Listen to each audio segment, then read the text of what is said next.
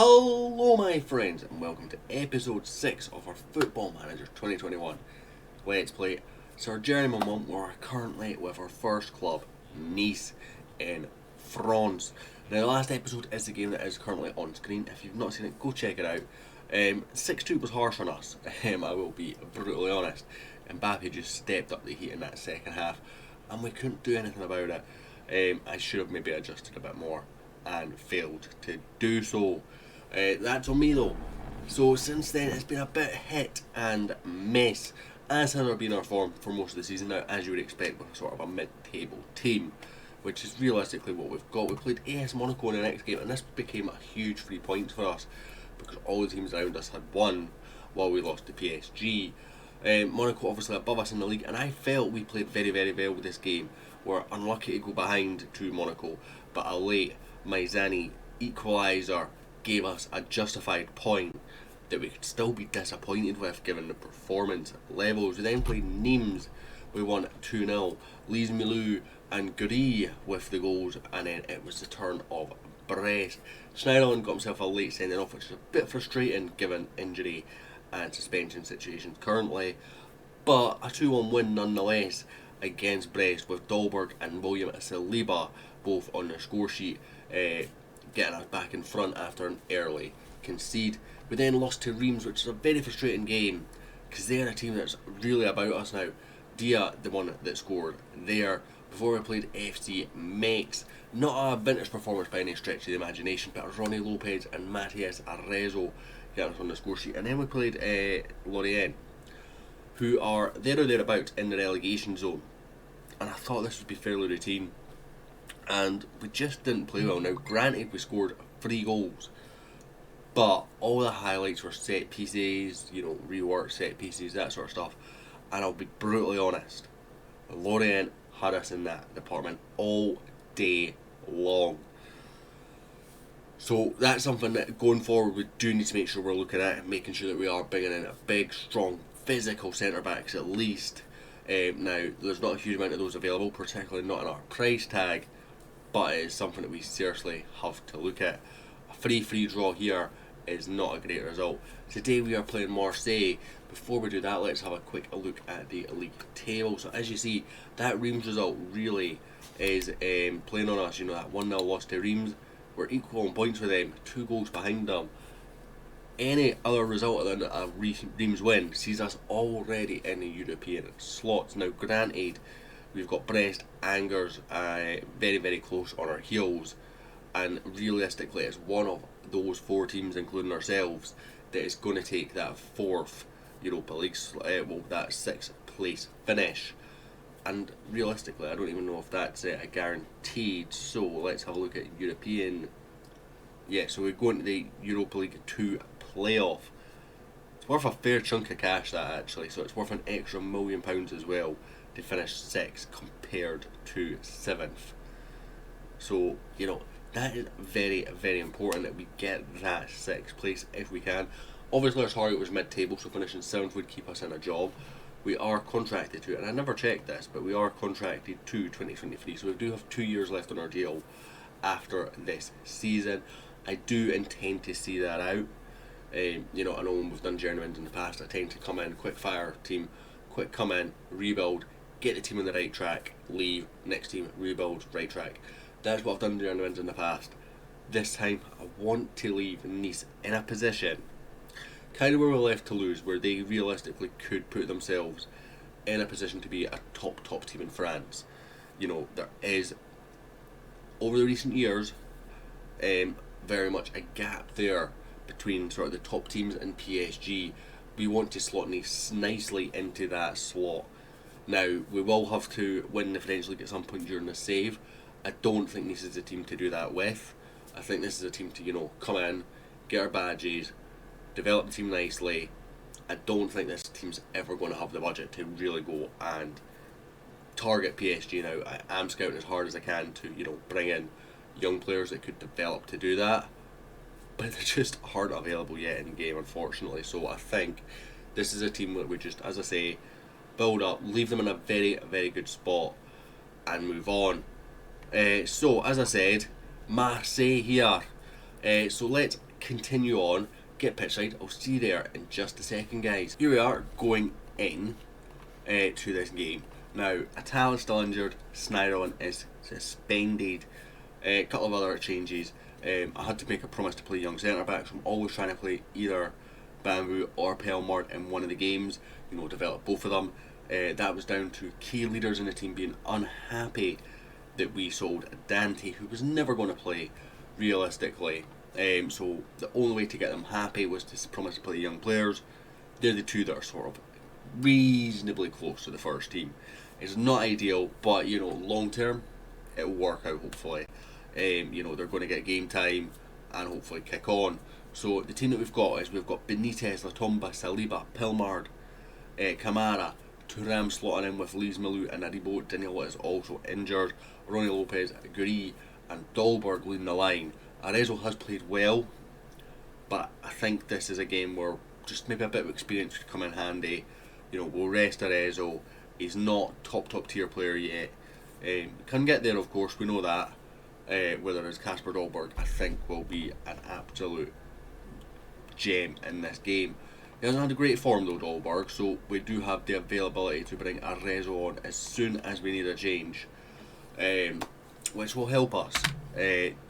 He's turned out to be a very good signing for us in terms of being a good player who's maybe not necessarily an elite player yet, but adds not just quality, but quality in depth. There is interest in Dolberg, so I'm hoping to finish the season strongly and we can get an inflated fee for him. The clubs that are interested in him are good clubs with money. He's nicked in, and there we go. Kasper Dolberg with an early goal. Mistake at the back from Marseille. Our press kicked in. You see it here. Mandanda straight out to Bellardi.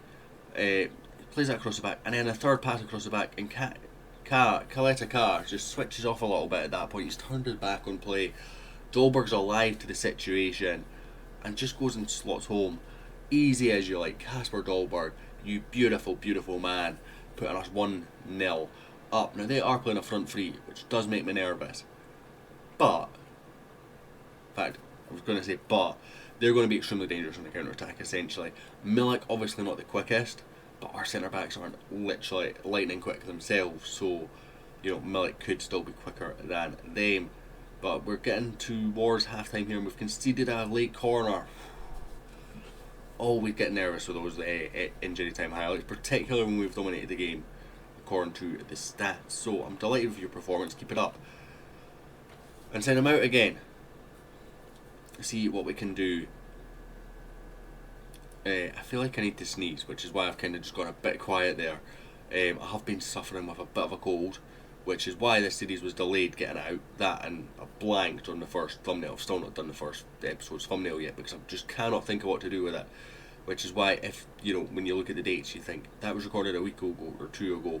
That's why it's beautiful play. Absolute beautiful play to get Kasper Dolberg through. And my reward for putting Kasper Dolberg up top for this game is a nice, beautiful little brace. It's just really good play from Ronnie Lopez and Aribo. Eventually Dolberg just makes a nice little run. Ronnie Lopez sticks it in behind. Dolberg always playing on the shoulder in an advanced forward role.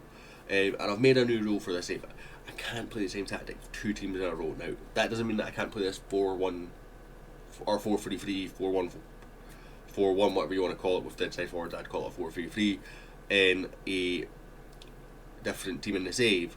I just can't do it the next team they're at, unless we change tactics at Nice, of course, which I am considering.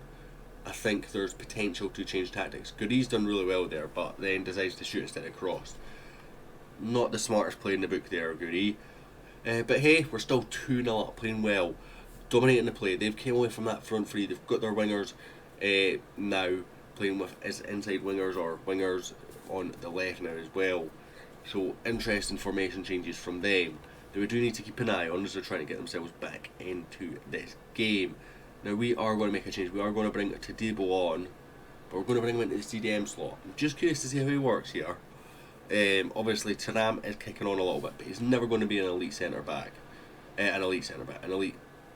Oh god, that's terrible, guys. Absolutely terrible.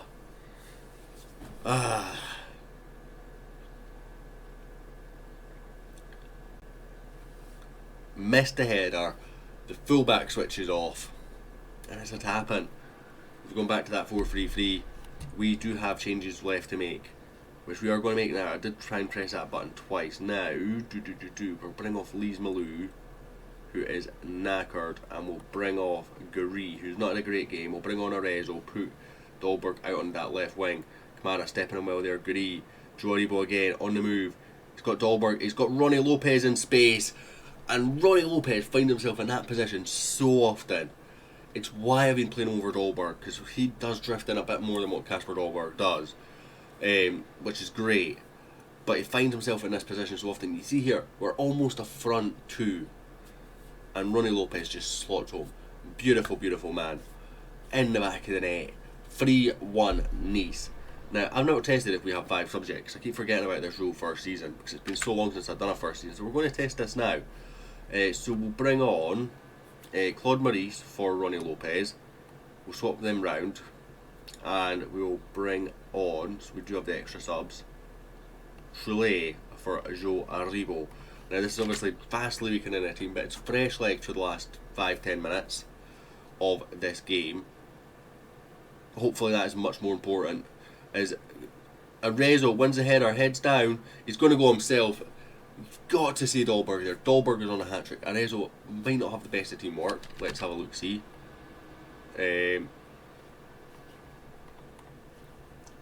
What his teamwork is, because that's the important stat there. Yeah, 10 teamwork. That's why he does not acknowledge his teammate. He knows he's in a good position himself.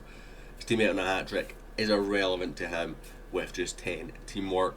Something that I will look at when we buy more players. I've been watching more videos trying to understand different players, different styles, different stats, what different stats do in the game. You know, there's a knowledge of a 20 in this stat is great, but I want to know what this specific stat does and how it affects the match engine, and that is kind of where I'm looking in. Teamwork is one of the ones that I'm finding more and more important for the style of play that I play, and Arezzo there showed exactly why. With say a 20 in teamwork, he'd have just scored the ball, Dahlberg had to tap in. Relevant of that, that's a big 3 points against Marseille. It shows again our issue in regards to the inconsistencies. You know, we can be very, very good, or we can be very, very bad. We are up to that magical 6th place now, so it's ours to lose. We've got a 2 point gap to Angers with better goal difference, 3 points to Brest, equal goal difference, and 3 points to Reims with 1 better goal difference. So again, it's kind of irrelevant when it's 1 goal difference, because if we drop the points, they're going to go ahead of us on goal difference as well. So it's very, very tight in this race. We need to do everything we can to, you know, close the gap on Leo now and increase the gap to Angers. That is it. We don't have a huge amount of the season left, but we're now in the driving seat.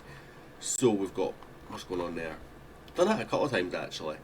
So we'll come back for the last game of the season. It is Bordeaux, so that gives us another 5-game break. We'll then have the end of season review for, you know, the standard end of season stuff. Review kind of where we can improve the team. Particularly, this is our first season with a squad that I'm not 100% aware of coming in.